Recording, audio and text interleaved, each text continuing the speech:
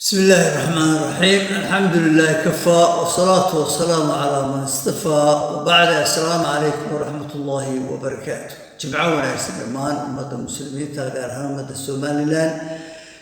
آلية بني الإسلامية سيد الصعود تم تطبات كي هوري وعن بلان قاضي إن آن هذا الذي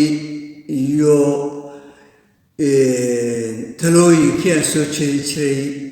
إن هالكي كسي وضو أنو مدو خير مستي سياسة بريها وحن نصعنا هذا الحين تو فرها بدل وحوينا هذا الحين تو مدحوينا جمهورية الصومال الآن عبد الرحمن محمد عبد الله وكنت قدر في توبيا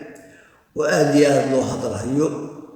رونهانتي وحن نوصلنا السدح دي سفري هوري إن يقولوا يكسو قاري تنا وحن فرينا سيدا أو كلا إنو هالكي ورياشي كما استعمالات المداسة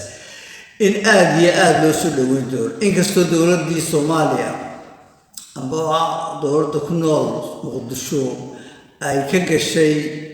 كان بيوين كقاطع تره سلوينين تحسنا وهذا الكيس كول تشين مركي وكيني تجي مرول با أي تلصق السودان وعسى في ليه بدهوينه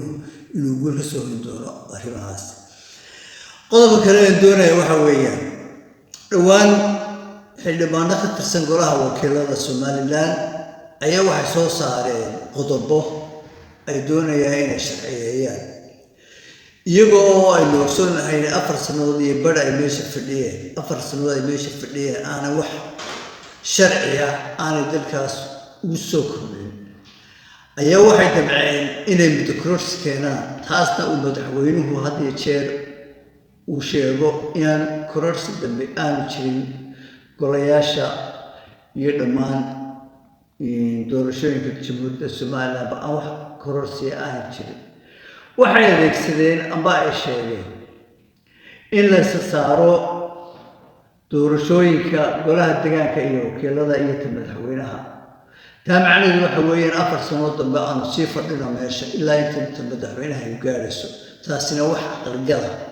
ma aha suurtagalna ma noqonayso at least waxa la qaatay iyagoo yiraahda aynu saaro labada golaha deegaanka golaha wakiilada iyo golaha guurtida oo ka dambeyn doona hal sano sidaan ogsoonahay marka taa guurtida ayaa dhaweynay taas soo darsadaan ayay wanaagsaneen laakiin tan iyagu ay keeneen 4 sano cid ka yeelaysa ma jirto mana fadhiisanayaan loomana kordhinayo doorashada xigtaana insha Allah taala madaxweynaha waxa ka rajeynayaa inay noqoto 2027 golaha wakiilada oo iyagu 4 sanadood meesha fadhiyay 29 jir baan ahaa markii meesha la saaray ilaa haddana meesha ayay fadhiyaan haddana dhowr iyo dhammaan maray qodobka kale ay sheegeen nimankaasi aad iyo aad ula yaab waxa weeyaan gudoomiyaha komishanka doorashooyinka labadii xubnood ee madaxweynihii hore mudane musabix soo magacaabay ayaa waxay doonayaan inay sharci u sameeyaan oo yiraahdaan madaxweynaha cusub laba kala soo doorto wax aqliga gala ma aha taasina wax suurtagal ma aha guddidan doorashooyinka waa guddi madax bannaan waa guddi dhexdhexaada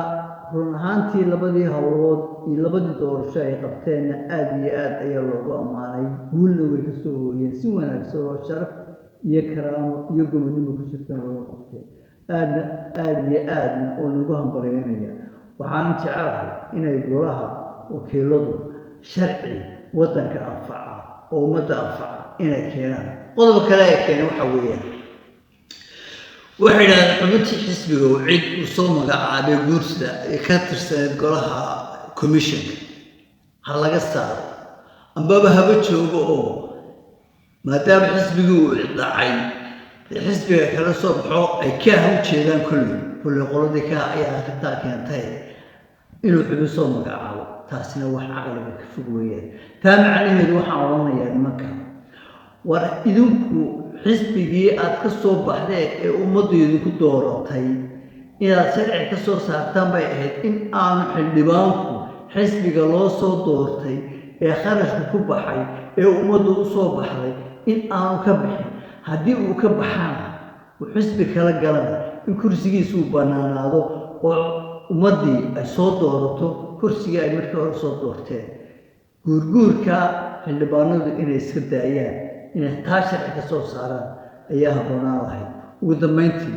waxaan leeyahay golaha wakiilada waxaa laydinka sugayaa waxaa laydinka fadhiyaa inaad samaysaan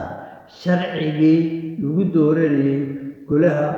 guurtida jamhuuriyadda somalilan oo muddo 34 sanadooda meesha fadhiyey caqligal iyo suurtagal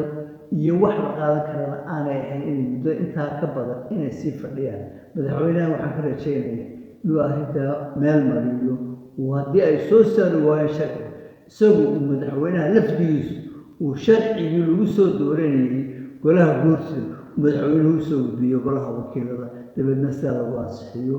aad iyo aad baan idin salaamayaa. asalaamu calaykum waraxmatullaahi wabarakaatu.